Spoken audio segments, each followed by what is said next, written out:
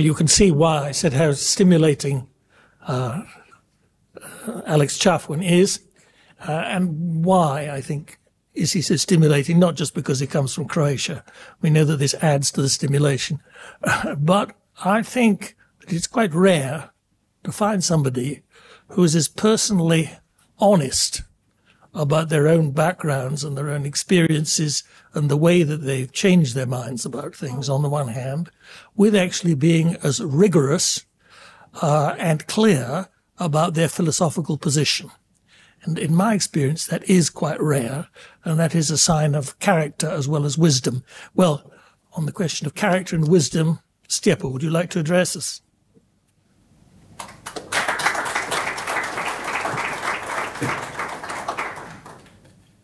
So thank you very much, Robin, and I want to thank Michael and Alex for their fine interventions. I don't really have much to add. I do want to initially say that I forgot to mention some of the guests that are here, and so I want to now use the opportunity to welcome Lola Velarde from Madrid, who's a dear friend and heads something called the Political Network for Values. Jose Antonio Cast is the president of this initiative. It's an important initiative, and through Lola we have young Spanish students who have joined us here in Zagreb. So I want to extend my welcome to you as well here at this event. What can I say? I just want to mention today the Church, the Catholic Church, celebrates the feast of Saint Benedict today. It's July 11th. I think it's a fitting day to start this event. Saint Benedict lived at a time when civilization was collapsing around him. The Roman Empire in the West had basically crumbled. And the Catholic Church was there as basically the only force existing that could preserve everything that was valuable from the antique world. And today, in many ways, we see around us signs of collapse. Saint Benedict is the patron of Europe, and I think we should reflect on some of these eternal truths that human nature is as it is, despite these lies that we're being told about the malleability of persons, even to the point where you can change your identity and biological sex. We know these are lies. When I speak to students about gender theory, what Alex mentioned, just the chromosomes, it's clear that you can't change every cell in your body. We're defined from conception as male or female. So it's, I would say, a form of abuse to tell young children at the age of 5 in kindergarten or first grade these lies that perhaps they are not what they obviously are, a boy or a girl, maybe something different. This is a form of emotional abuse of a child. When I tell a student who's 18 what gender theory claims, they can process this information and they usually laugh because it sounds so ridiculous. Should LeBron James, for example, be allowed to compete against female athletes in basketball if he declares himself a woman? It just seems obviously unfair and ridiculous. But if you instill these ideas early enough, they can spread. And this is why the left, and I would say these gender radicals, deliberately are targeting young children, because they know that's the only way this kind of nonsense can spread. So I think we live in an age of philosophical relativism. The great English writer Chesterton once said that when men stop believing in God, it's not that they believe in nothing anymore. It's the reality is that they will believe in anything. They will believe in anything, even something as nonsensical as gender theory.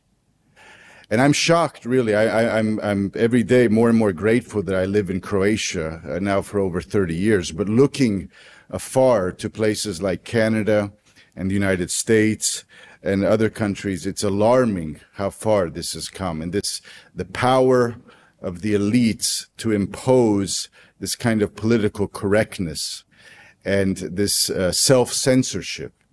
People who obviously don't agree with this but are censoring themselves or are very cautious about what they say, especially in public. It can get you in trouble. I had the privilege of having dinner last year at this time with Jordan Peterson, who was visiting Zagreb. He spoke to a sold-out audience in Lisinski, but over dinner he was telling me that no one at the University of Toronto, not a single colleague, supported him in his fight against mandated speech, not a single person. And the university leadership at the end seemed happy to let him go. He's the most prestigious academic from this university, and they just let him go. So that's the state of affairs in Canada, I'm afraid. How to fight relativism? I would just offer a few thoughts. Michael's presentation was very eloquent, and I would urge you to ask him for his presentation so you can review this.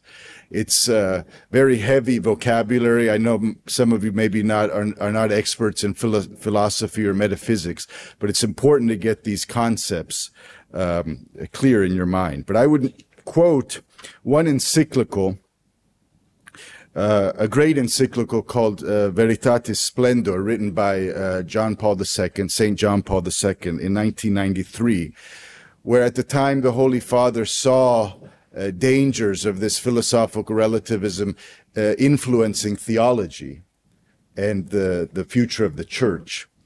And in number 32, this is from, it's been translated, of course, in Croatian, but I'll read the English. This is what, at the time, Pope John Paul II said about certain ideologies or forms of modern thought are provoking.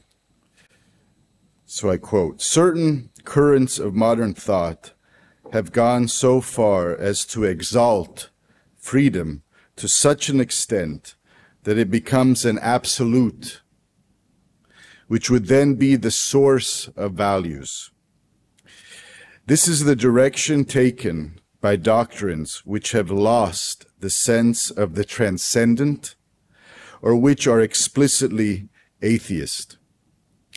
The individual conscience is accorded the status of a supreme tribunal of moral judgment, which hands down categorical and infallible decisions about good and evil. To the affirmation that one has a duty to follow one's conscience is unduly added the affirmation that one's moral judgment is true merely by the fact that it has its origin in the conscience. But in this way, the inescapable claims of truth disappear, yielding their place to a criterion of sincerity, authenticity, and being at peace with oneself, so much so that some have come to adopt a radically subjectivistic conception of moral judgment," end quote. Now that's a mouthful, but it's an important quote, because the point is just because you are convinced that what you're doing is good for you, or in some sense should be recognized by society as your right, doesn't necessarily mean that this is true. And this is an inconvenient truth, but we have to state it, that not every lifestyle, not every life choice, not every behavior pattern has the same value. That's simply false. And our Western tradition is based on these transcendent truths, that there is something objective, such as beauty, that it's not a matter of taste. When you see, for example, when I was living in Rome and my family would visit, when we would see the different churches and masterpieces in this great city, Michelangelo's Pietà, you have to, every single person looking at that piece of art has to recognize how beautiful it is. It's not just a matter of taste. And we've lost this, I think, in the West, unfortunately. So much that what passes as art today is just frankly garbage. It's garbage. And this isn't just for art. This applies to the film industry, to movies being produced on a massive scale, being disseminated around the world from Hollywood, basically polluting young people's imaginations and their innocence. Their innocence. And so we have to engage in this as conservatives, I think. It's not just about the market. It's not just about economics. It's not just about limiting government so people can flourish. There's deeper things at stake. And if we don't speak up and use the freedom that we still have now, the example in other countries showed that maybe 10 years from now, we won't even have the opportunity to engage. So maybe you're not aware, but the fact is being here and taking part in events like this, I think is more significant than maybe you can imagine, especially for you young people. I tell my students often that their parents were deprived the possibility of getting educated at a Catholic university. It simply didn't exist. This possibility to choose a liberal arts education in the Catholic tradition. This was not possible in a communist country. It's possible today, but we have to be vigilant and insist on these basic rights, because there's people who are interested, again, in violating these fundamental rights and freedoms and taking them away incrementally. It won't happen overnight. It rarely happens overnight. Freedom is lost incrementally, step by step. We saw this during the COVID epidemic, when people sadly all too easily accepted what they were told from above. And now, in hindsight, we see the damage caused, the harm that was caused. I spoke yesterday in Parliament about the 5 million doses of vaccines that will be simply thrown away. Maybe 100 million euro misspent by the government making poor decisions. So we have to pay attention what's happening around us. I would say be very suspicious of the mainstream media. They're usually not interested in the truth. They're interested in concealing the truth and manipulating public opinion, unfortunately. So these are broader issues, but I hope during the discussions over the next few days, we'll be able to open up discussions. I don't know if there's time for questions now. I know we have a break before the keynote, but I think we'll have time for a few questions, and please don't hesitate to use the opportunity. So thank you very much.